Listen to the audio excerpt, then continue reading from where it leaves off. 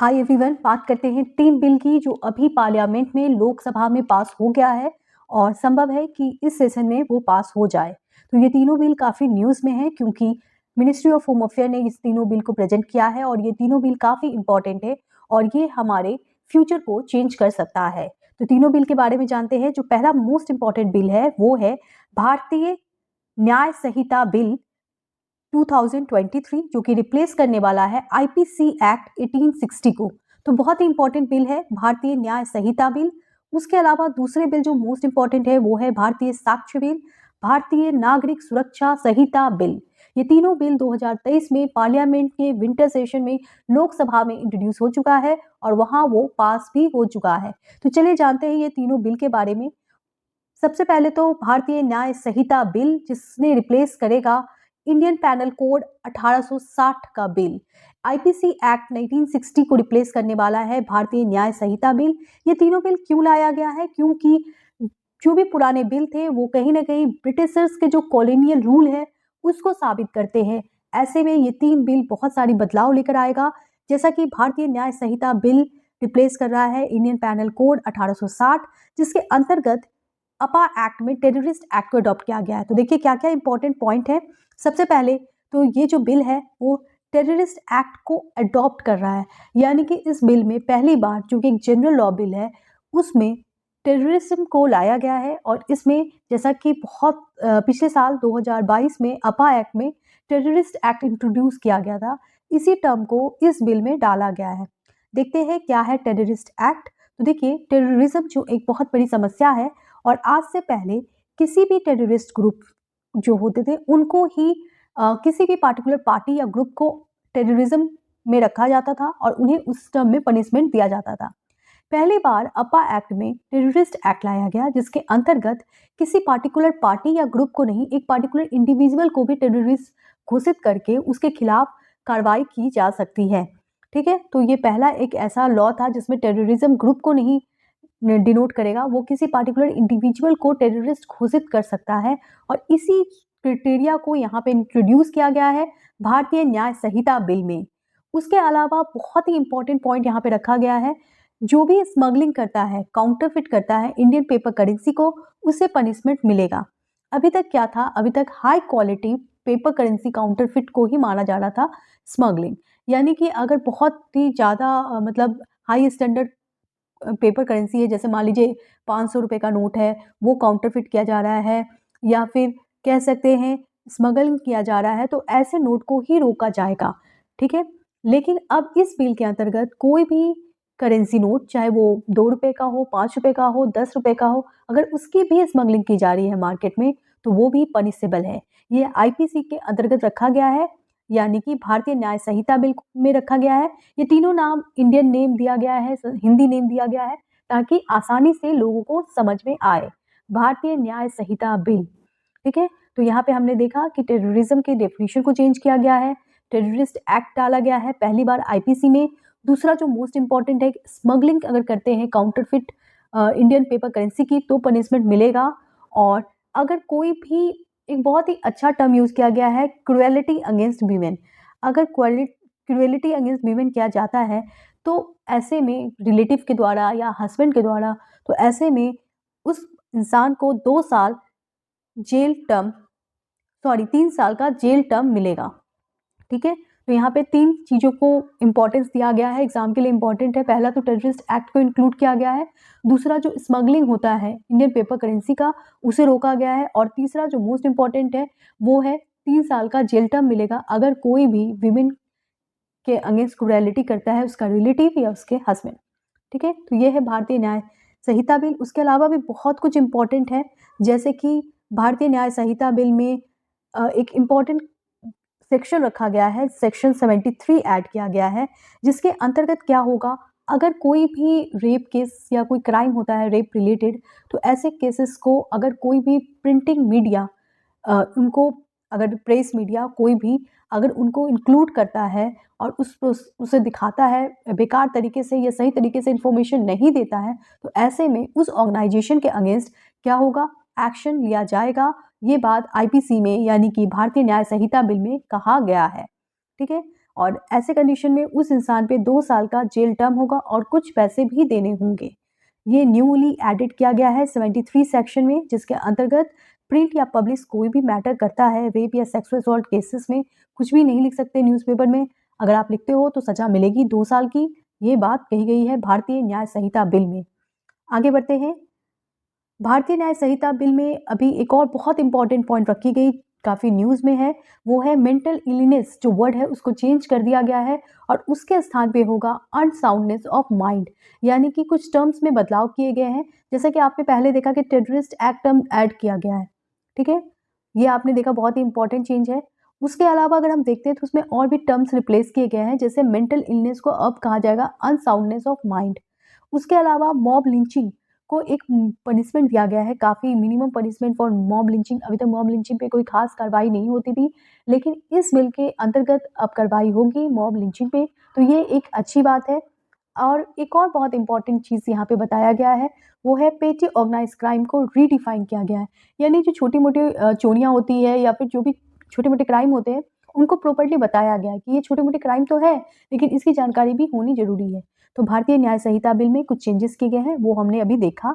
आगे हम देखते हैं भारतीय साक्ष्य बिल। देखिए, भारतीय साक्ष्य बिल यानी कि इंडियन एविडेंस एक्ट को चेंज किया गया है, जो कि 1872 का बिल था उसे बदल के भारतीय साक्ष्य बिल रखा गया है। चलिए जानते हैं भारतीय साक्ष्य बिल में क्या इंपॉर्टेंट पॉइंट है। तो सबसे इंपॉर्टेंट पॉइंट ये है कि इसमें ये बताया गया है कि क्या एविडेंस है, ठीक है। तो एविडेंस में क्या इंक्लूड किया गया है, इसमें पुलिस जो है वो किसी भी इंसान को अगर पकड़ती है, ठीक है, तो उस इंसान को 24 घंटे के अंदर पेश किया जाएगा मजिस्ट्रेट के पास। ये स्ट्रिक्ट वे में बताया गया है। तो ये एक इम्पॉर्टेंट प्रोविज़न है जो कि इस बिल में लाया गया है, भारतीय साक्ष्य बिल। उसके अलावा बहुत ही इंपॉर्टेंट पॉइंट रखा गया है, क्योंकि आज का जो टाइम है वो डिजिटल मीडिया टाइम है, जहाँ पे हम लोग देखते हैं वीडियो, ऑडियो, बहुत सारी चीज़ें अवेलेबल है, तो उसे एविडेंस की तरह भी लोग यूज़ करेंगे। और ऐसे में एक प्रॉपर ऑथेंटिकेशन चाहिए कि क्या वो एविडेंस सही है, गलत है। तो पूरी तरह से इस बिल में, क्योंकि ये 2023 में बिल आया है, तो इसलिए इस बिल में एविडेंस को इम्पोर्टेंस दिया गया है, यानी कि जो डिजिटल एविडेंस है, ई एविडेंस है, उनको ऑथेंटिकेशन दिया गया है, उनको एक्सेप्ट किया गया है, उनको वैल्यू दिया गया है, ठीक है। तो इसलिए भारतीय साक्ष्य बिल भी इंपॉर्टेंट है। तो आपने क्या देखा भारतीय साक्ष्य बिल में क्या क्या बदलाव हुए हैं। तो सबसे पहले तो ये हमारे इंडियन एविडेंस एक्ट जो कि 1872 में आया था उसे रिप्लेस करता है, ठीक है। तो ये भी क्वेश्चन इंपॉर्टेंट है, ये बिल किसको रिप्लेस कर रहा है, तो इंडियन एविडेंस एक्ट 1872 को रिप्लेस कर रहा है। इसके अंतर्गत क्या प्रोविजन लिए गए हैं, तो सबसे पहले तो जो भी इंसान अगर कोई क्राइम करता है तो उसको मजिस्ट्रेट के सामने 24 घंटे के अंदर पेश किया जाएगा। दूसरा इंपॉर्टेंट रखा गया है, जो भी कानून, सोशल मीडिया, जो भी एविडेंस ऑडियो और वीडियो के फॉर्म में है उनको भी एविडेंस माना जाएगा और उसका प्रॉपर ऑथेंटिकेशन किया जाएगा। भारतीय नागरिक सुरक्षा बिल, ये तीसरा बिल है और ये रिप्लेस कर रहा है क्रिमिनल प्रोसीजर एक्ट 1898 को, ठीक है। तो कौन सा रिप्लेस कर रहा है, 1898 को रिप्लेस कर रहा है क्रिमिनल प्रोसीजर एक्ट 1898। अभी तक हम लोगों ने 3 बिल देखा, थोड़ा रिवाइज कर लेते हैं क्योंकि revision is the key of success. भारतीय संहिता बिल, ये किसे रिप्लेस कर रहा था, आईपीसी एक्ट 1860 को।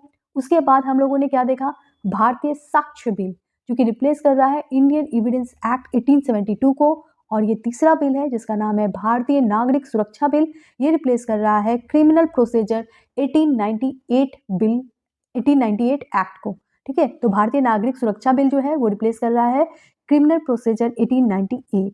ये जो नागरिक सुरक्षा बिल है, इससे क्या होगा, जो नागरिक है यानी आम व्यक्ति है, जो सिटीजन है, उनके प्रोटेक्शन के लिए ये बिल लाया गया है। तो क्योंकि उनके प्रोटेक्शन के लिए लाया गया है तो कुछ इंपॉर्टेंट पॉइंट लाए गए हैं, जैसे मॉब लिंचिंग जैसे जो अपराध है उसमें भारी सजा मिलेगी और उसे डेथ पेनाल्टी तक ले लिया गया है। रेप केसेस जो कि बहुत ही मिजरेबल कंडीशन में भी होते हैं, ऐसे में उस सिचुएशन को भी एक पनिशेबल बताया गया है। और रेप केसेस में अगर कोई पकड़ाता है तो उसको लाइफ इम्प्रिजमेंट यानी कि जीवन भर कैद की सजा भी सुनाई जाएगी। तो ये कुछ इंपॉर्टेंट बदलाव किए गए हैं। साथ में इसमें एक बहुत इंपॉर्टेंट टर्म यूज़ किया गया है जिसका नाम है कम्युनिटी सर्विस। जी हाँ, अब कुछ ऐसे सजा होंगी जैसे कि छोटी मोटी चोरियाँ होती हैं, तो ऐसे में पूरी जो कम्युनिटी है ना वो सजा दे सकती है, इस बात को यहाँ पर रखा गया है। उसके अलावा भी अगर कोई सुसाइड करता है तो उसे सजा कौन देगा, सजा जो सुसाइड करेगा, उसे उसने गलती की है तो उसे पब्लिक ही सजा देगी, ठीक है। तो मतलब वो जिस तरह का लाइफ जिएगा तो वो खुद एक सजा के लाइफ में जिएगा, तो ये कम्युनिटी सर्विस कहलाता है। तो कुछ ऐसे भी कानून बनाए गए ताकि लोग जो है वो थोड़े आइसोलेट हो और खुद सजा भुगतने, घर पे ही सजा भुगते, तो इसके लिए कम्युनिटी सर्विस रखा गया है। उसके अलावा अगर कोई पब्लिक सर्वेंट जो है वो इलीगल तरीके में पाया जाता है, ट्रेड में पाया जाता है, चोरी करता है, 5,000 से कम की चोरी को पेटी ऑफेंस बताया गया है। पेटी ऑफेंस यानी छोटी-मोटी चोरी, और उसमें कम्युनिटी सर्विस ही सजा देगी। तो कुछ ऐसे इंपॉर्टेंट बदलाव किए गए हैं भारतीय नागरिक सुरक्षा बिल में जो कि माननीय हैं। उसके अलावा एक बहुत ही इंपॉर्टेंट पॉइंट जो बार-बार उल्लेख में आ रहा है, ये कि क्या ये बिल अच्छा है? क्या ये बिल बुरा है? कैसा है ये बिल? तो देखिए, अगर हम बिल की बात करें ना, तो इस बिल में सब कुछ है लेकिन कुछ नहीं भी है। जैसे कि इस बिल में सेक्शन 377 का कोई एक्सप्लेनेशन नहीं है। अगर आपको याद है, अभी हाल में काफ़ी ज़्यादा न्यूज़ में था सेक्शन 377, जिसके अंतर्गत क्या होता है, ट्रांसजेंडर मैरिज की बात की जा रही है।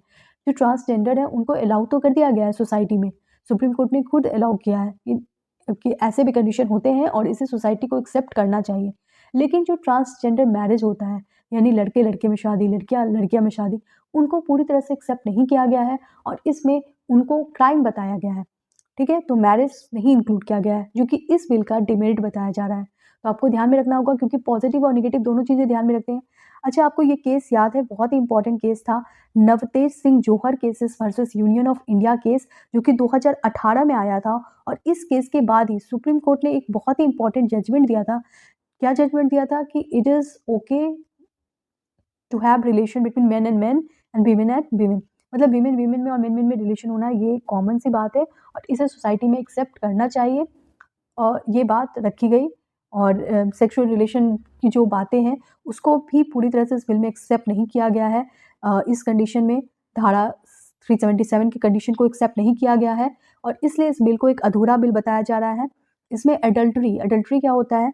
एडल्ट्री मीन्स, एक अगर कोई मैरिड वीमेन जो है अगर रिलेशनशिप किसी और से रखती है तो उसे एक एडल्ट्री माना जाता है। तो उसको अभी हाल में सुप्रीम कोर्ट ने ख़त्म कर दिया था, लेकिन इस बिल में इस बारे में कोई भी प्रोविज़न नहीं रखा गया है, तो इस बिल को इनकम्प्लीट बिल माना जा रहा है और पूरी तरह से सहमति नहीं मिल रही है। वहीं अगर हम टेक्नोलॉजिकल मीन की बात करें, तो कुछ टेक्नोलॉजिकल चेंजेस जो सोसाइटी में हो रही है, उसको इस बिल ने पूरी तरह से एक्सेप्ट किया है और आपने देखा ई-एविडेंस को भी एक्सेप्ट किया गया है। तो ये एक अच्छा पॉइंट है। अगर हम वेलकम स्टेप की बात करें, तो एक बहुत ही इंपॉर्टेंट प्रोविज़न रखा गया है। इसमें ये बताया गया कि कोई भी अगर पकड़ाता है तो 24 घंटे के अंतर्गत उसे मजिस्ट्रेट के सामने पेश करना होगा। उसके अलावा आपने देखा कि पेटी केसेस यानी छोटे-मोटे केसेस में कम्युनिटी सर्विस को इंक्लूड किया गया है। तो ये कुछ पॉजिटिव पॉइंट है जो कि इस बिल में बताया गया है। तो आप मुझे बताएँ कि ये बिल आपको कैसा लगा? ये तीनों बिल आना चाहिए या ये बिल एक्ट बननी चाहिए या नहीं बननी चाहिए? कैसा है ये बिल? ये बता सकते हैं आप कम्युनिटी बॉक्स में, और जो भी डाउट है वो आप ज़रूर बताएँ। Thanks to watch the video till last. Study with Rashmi channel को जॉइन कर लें।